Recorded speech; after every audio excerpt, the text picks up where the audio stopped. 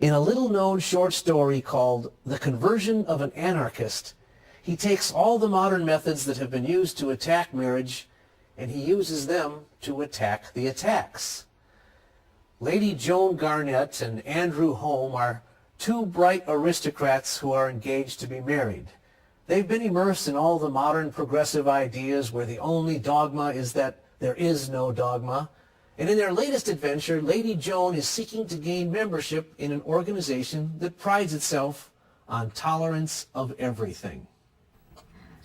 I have been to several meetings at the Liberty Hall Club. They say I may be elected to the club, but they doubt if I'm advanced enough. Advanced? In what direction? Oh, in all directions. Why, that's just the point. You can say anything at the Liberty Hall Club. You can defend any view, anarchist, atheist, or whatever's supposed to be worse.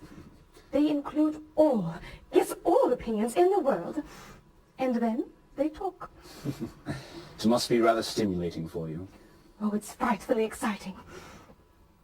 Do come with me there this evening, won't you? You'll be sure to secure my election, and you'll probably be elected yourself. And why would they elect me? Because you are an anarchist. I am? And how did you arrive at that conclusion? Because of your complete philosophic scheme of negations. You have looked at nothing from every possible point of view. You have divided nothing into sections, and then recombined it into systems. You have distinguished one kind of nothing from another kind of nothing, and then proven that the difference amounted to nothing after all. Yet you are not a bore, which is why I am so fond of you. You will come with me this evening, won't you? All right. Because I feel in the 6th and 7th of all learning in literature is bogus. And you can't say that outside the club. You can only say that inside the club. Oh, this is good. Happy to see you again here, my darling. We are proud of this acquisition. Every kind of opinion, you see, as I was saying, every kind of opinion can be expressed in the club. Well, suppose I express the opinion that the police should raid this place. But you don't express that opinion. A man of your known liberal tendencies would never come to the conclusion that the police involvement in order or the state-run affairs is ever the sort of thing that can be condoned by civilized, or dare I say, non-civilized man. I do express that opinion. I think now that everyone now in this room ought to be in jail.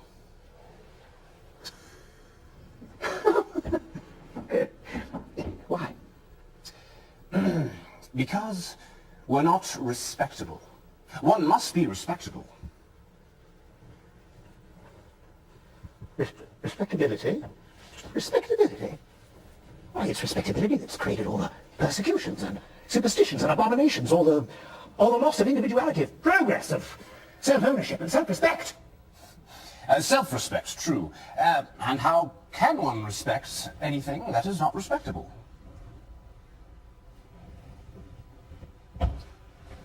That is a quibble. Yeah. A pun.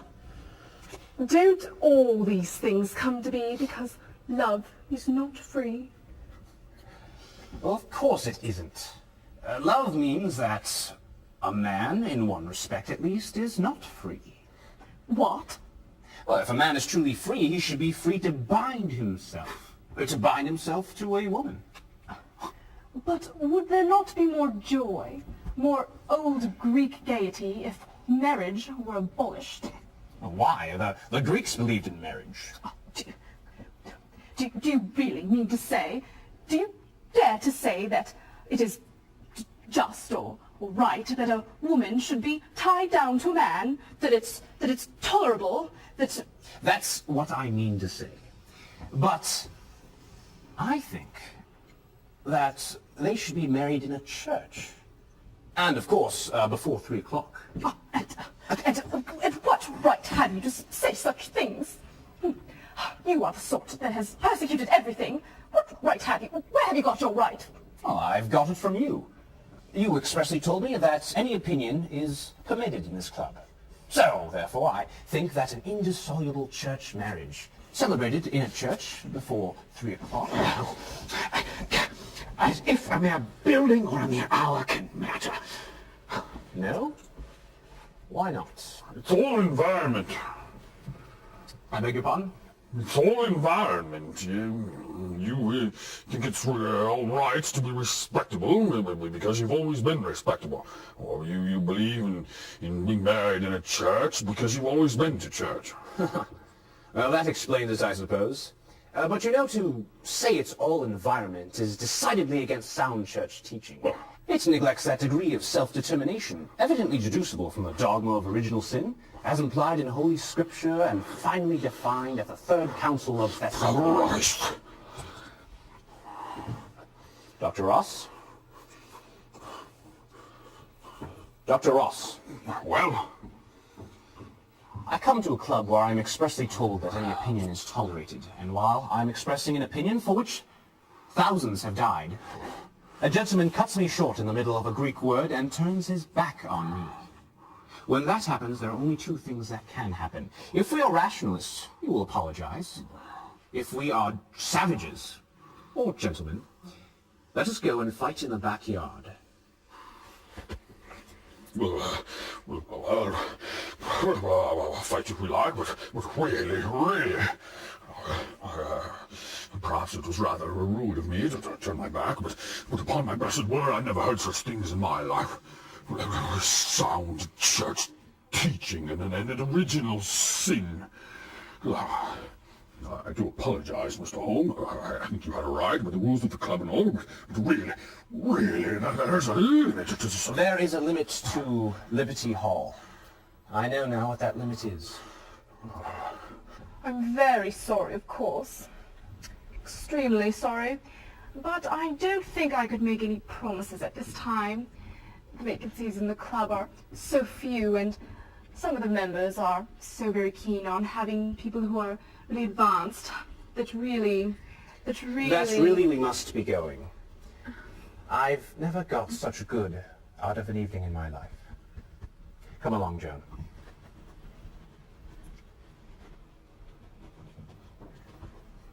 You are an extraordinary person, Andrew.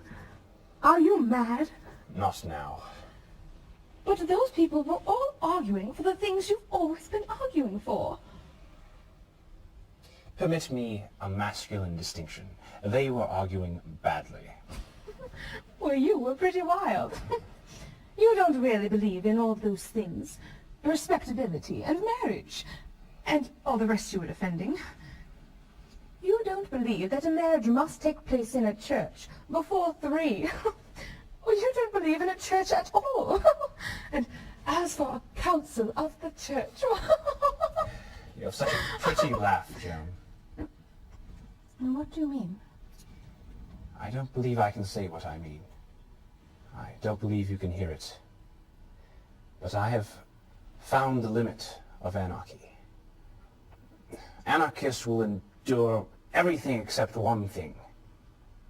Sense. They will tolerate 100 heresies. They will not tolerate orthodoxy. When you see a poor chap standing at the corner, what do you see? The man on the street? Yes, we call him that because he's ordinary. What does he want? He wants a house, a wife, and a baby. All the humdrum things God dreamed of when he created the world. That's why we put that man to sweep our streets and black our boots, because he wants what God wanted long ago, and not what we shall want the Wednesday after next. Think of him, and then think of all those people at Liberty Hall Club. Those foxes have holes and those vultures of the air have nests, but man has nowhere to lay his head. I don't think I understand it. Do you understand this? A man will be married to a woman in a particular stone church before 3 o'clock. Yes. That I understand easily.